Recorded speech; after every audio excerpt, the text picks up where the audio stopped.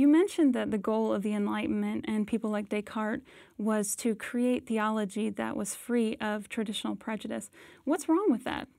Well, what was obviously wrong to Descartes and others in the Enlightenment was that tradition had destroyed people, and it had done that in a number of ways. In his case, he felt as if primarily the issue was that philosophy was so restrained by the traditions of the church that the philosophers couldn't think good thoughts.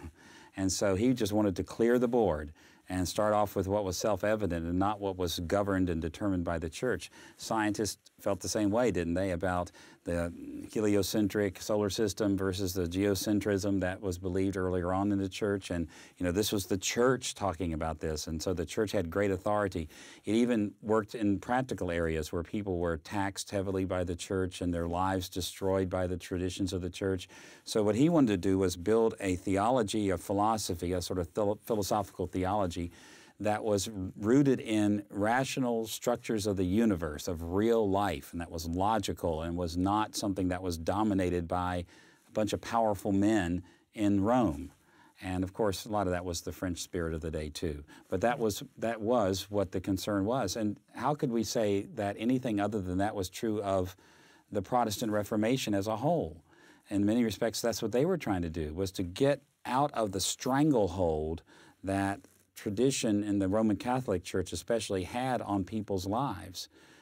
You remember what made Martin Luther so angry that he did the thesis on the doors was that it was actually robbing the poor. I mean, they were robbing the poor, telling them they could buy indulgences for themselves and for their relatives, their relatives who had passed away, by giving more money for the building of more cathedrals in Rome.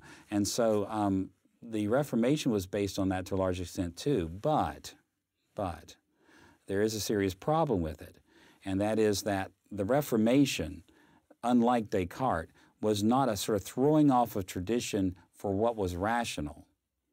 The Reformation was a throwing off of tradition as unquestionable. And it was a reaching back into Christian tradition deeper than what was being done at the day. So rather than thinking of just what was currently supported by the church, Martin Luther, John Calvin, Zwingli, and others went back to, say, Augustine and looked to see what he said and how the church had developed through the years and through the centuries to show that the church was not just what was existing in their day.